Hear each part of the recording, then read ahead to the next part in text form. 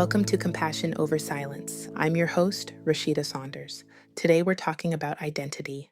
This is a space for honest conversations about leadership, healing, identity, service, and what happens when strength and humanity exist together, because carrying it all quietly comes at a cost. For most of my adult life, introducing myself was easy. I'm a police officer. Simple, clear, understandable. The badge answered a lot of questions. It told people what I did. It told people how I spent my time. It told people what kind of responsibility I carried. And over time, without realizing it, it started to tell me who I was. Not completely, but enough. Enough that I began measuring my value by my usefulness. Enough that I began tying my identity to my performance. Enough that I struggled to separate who I was from what I did. In this episode, I want to talk about what happens when a role becomes more than a role. What happens when service becomes identity. What happens when achievement becomes proof of worth, and what it means to begin asking a deeper question. Who am I without the badge? As I was preparing for this episode, I found myself thinking about a chapter from my memoir, Permission to Break, called Who Was I Without the Badge? The chapter begins with a sentence that still resonates with me today. The badge didn't create the armor, it simply gave it a name. When I wrote those words, I was reflecting on something much bigger than law enforcement. I was reflecting on identity, the ways we attach ourselves to roles, the ways we confuse what we do with who we are, the ways we use achievement, service, responsibility, and performance as evidence of our worth. For me, the badge became more than a job. It became proof that I mattered, proof that I was contributing, proof that I was making a difference. And while there was truth in that, there was also danger. Because whenever our identity becomes attached to a role, we risk losing sight of the person underneath it.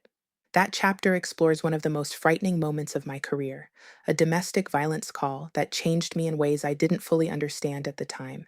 It explores the hypervigilance that followed, the therapy that helped me begin healing, and the realization that I had tied far more of my worth to the profession than I realized.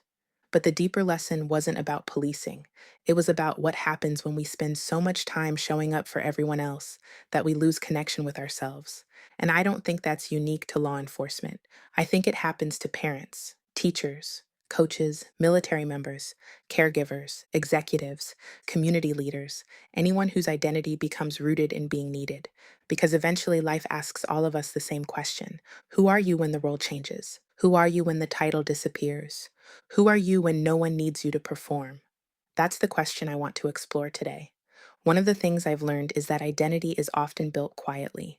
Nobody sits us down and says, your worth is tied to your performance. Nobody says, your value depends on how useful you are. Nobody says, you matter because of what you accomplish. But many of us absorb those messages anyway, sometimes through family, sometimes through culture, sometimes through work, sometimes through survival. For me, achievement became familiar very early. Do well, work hard, be responsible, take care of others, don't create problems, be dependable. Those lessons helped me succeed. They helped me become a police officer. They helped me become a leader. They helped me become someone others could count on. But there was another side to those lessons. I became uncomfortable needing help. I became uncomfortable resting. I became uncomfortable disappointing people. I became uncomfortable with the idea that I might have value even when I wasn't producing something. Looking back, I can see how easy it is for high achieving people to confuse usefulness with worthiness. The more capable you are, the more people ask of you. The more people ask of you, the more responsibility you carry. The more responsibility you carry, the easier it becomes to believe that your purpose is taking care of everyone else. And eventually, you stop asking yourself what you need. You stop asking yourself what brings you joy. You stop asking yourself who you are outside of service. I don't think this is unique to law enforcement. I've seen it in parents who dedicate everything to their children. I've seen it in caregivers. I've seen it in teachers. I've seen it in coaches. I've seen it in executives. I've seen it in community leaders. I've seen it in people who spend years giving so much of themselves away that they forget there is a person underneath all the responsibility. And then life changes. Children grow up. Careers end. Retirement arrives. Relationships shift. Organizations move on. The role that once defined us no longer exists in the same way. And suddenly we're left sitting with a question we've avoided for years. Who am I now? I think that's why so many people struggle during major life transitions. The challenge isn't simply adjusting to a new circumstance. The challenge is rediscovering themselves. The challenge is remembering who they were before the role became the center of everything. Therapy helped me understand that one of the hardest things I had to confront wasn't trauma, it wasn't stress, it wasn't grief. It was the realization that I had spent years earning my worth instead of believing I already had it. That's a difficult thing to admit, especially for people who have built their lives around service, because service feels noble, service feels meaningful, service matters, but service should never require self abandonment. Leadership should never require self abandonment. Parenting should never require self abandonment. Love should never require self abandonment. The healthiest version of service comes from people who remain connected to themselves while caring for others. That's something I'm still learning. I'm learning that rest has value.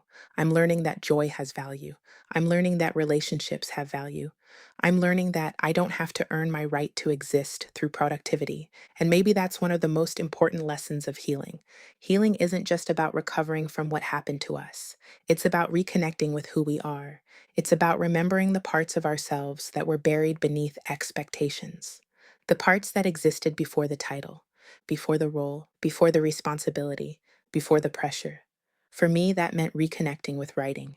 It meant reconnecting with creativity. It meant reconnecting with motherhood. It meant reconnecting with friendships. It meant reconnecting with the version of myself that existed long before I ever pinned on a badge. Because the truth is, the badge was never the whole story. It was one chapter, an important chapter, a meaningful chapter, but not the entire book. And I wonder how many of us need that reminder. How many of us have become so identified with a role that we've forgotten there is a person underneath it, a person worthy of care, a person worthy of rest, a person worthy of joy, a person worthy of love, not because of what they accomplish, not because of what they provide, not because of what they produce, but simply because they exist. That's the lesson I'm still carrying with me. And maybe that's the invitation for all of us to spend less time asking, what do I do? And more time asking, who am I becoming? Because eventually, every title changes, every role evolves, every season ends, but the person remains. The question is whether we've taken the time to know them. A few years ago, if you had asked me whether I would write a memoir, I probably would have laughed. Not because I didn't have stories, not because I didn't have something to say, because I had spent most of my life being known for other things, being dependable, being responsible, being productive, being a police officer. Writing wasn't part of my identity. At least that's what I thought. Then I started writing. What began as reflection eventually became permission to break. And something interesting happened. The more I wrote, the more I remembered parts of myself that had been waiting patiently in the background. The curious part of me, the creative part of me, the reflective part of me. The part that wasn't trying to solve a problem or respond to a crisis. The part that simply wanted to understand. I wasn't becoming someone new. I was reconnecting with someone I had neglected. I think that's one of the biggest misconceptions we have about identity. We assume that growth means becoming someone different. Sometimes growth is simply returning to ourselves, returning to the things that brought us alive before life became so heavy, returning to the passions we abandoned, returning to the dreams we postponed, returning to the parts of ourselves that got buried beneath responsibility. Writing reminded me that there was more to me than the badge, just like coaching reminds me, just like being a mother reminds me. Just like building Black Ember House reminds me. Just like hosting this podcast reminds me. None of those things define me completely, but together they tell a fuller story, a more complete story, a more human story. And maybe that's what identity really is. Not one title, not one accomplishment, not one role, but the collection of experiences, relationships, values, passions, and lessons that make us who we are. When I think about the future, I know there will come a day when I'm no longer a police officer. That's simply reality. But that reality doesn't scare me the way it once did, because I've learned that my purpose is bigger than a profession. My purpose didn't begin with the badge, and it won't end when the badge is gone. The badge was one expression of who I am, not the entirety of who I am. And I think that's an important distinction for all of us, because when we build our identity around a single role, we become fragile. When that role changes, we feel lost. But when we build our identity around our values, our character, our humanity, and our purpose, we remain grounded even as our seasons change. The title may change, the mission may evolve, but who we are at our core remains. One of the unexpected things about writing a book was watching people's reactions. For years, most people knew me as a police officer. That's how they introduced me. That's how they understood me. That's how they categorized me. And to be fair, that's what I spent most of my time doing. But after Permission to Break came out, something interesting happened. People started approaching me differently, not because I had become someone different, because they were seeing parts of me they had never seen before. They were seeing vulnerability, they were seeing reflection, they were seeing grief, they were seeing healing, they were seeing humanity. And I remember realizing that many people had only known one version of me: the uniform, the professional, the leader, the person who showed up and got things done.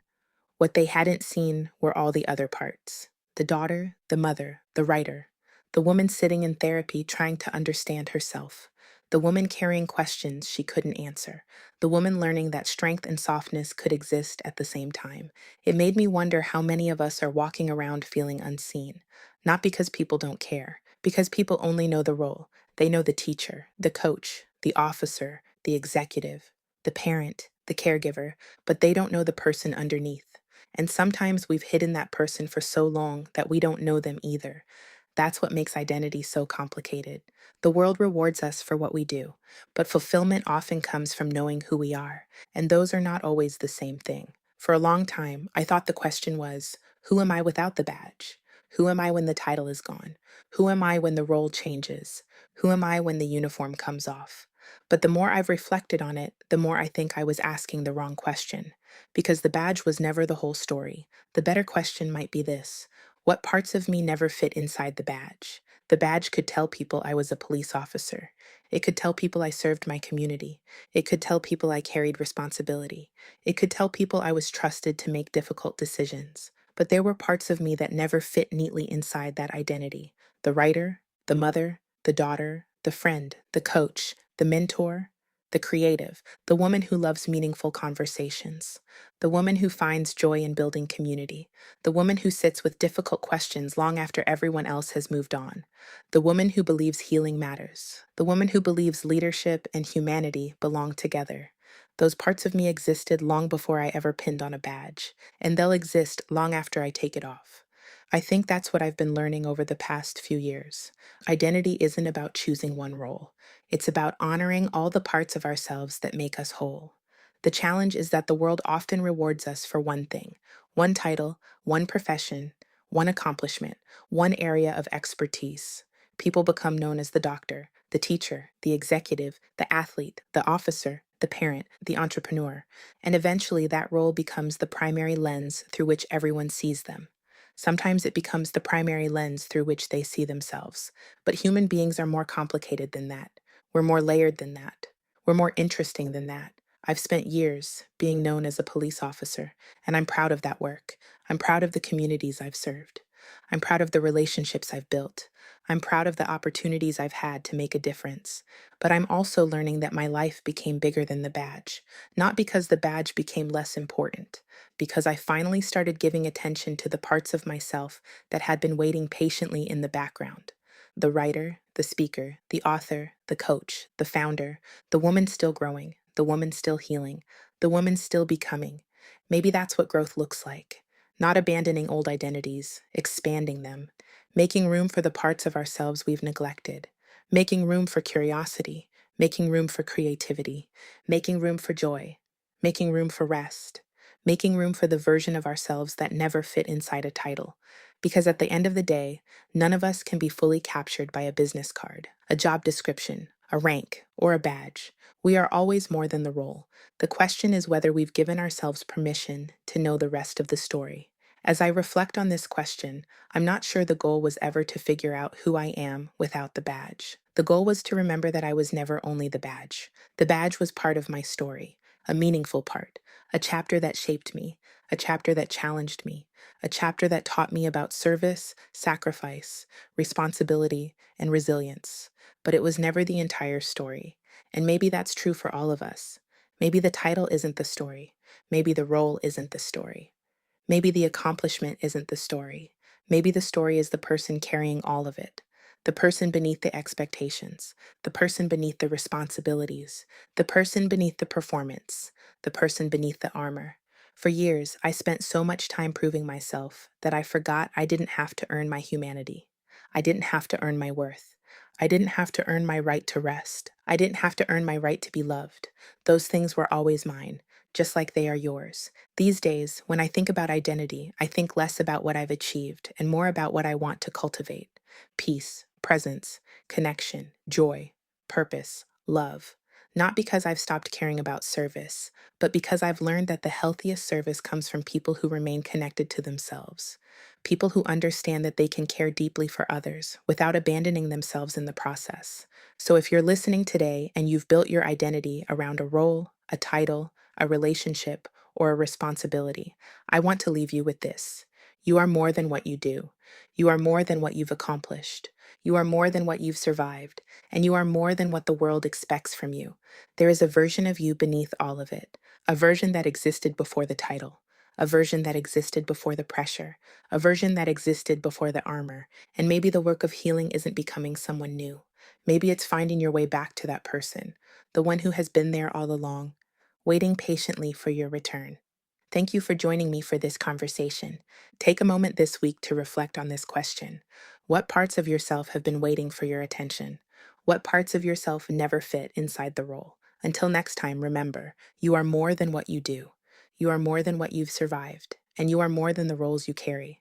If this conversation resonated with you, follow the podcast, leave a review, and share it with someone who may need it. Thank you for listening. Until next time, take care of yourself and take care of each other. Leadership, humanity, honest conversations.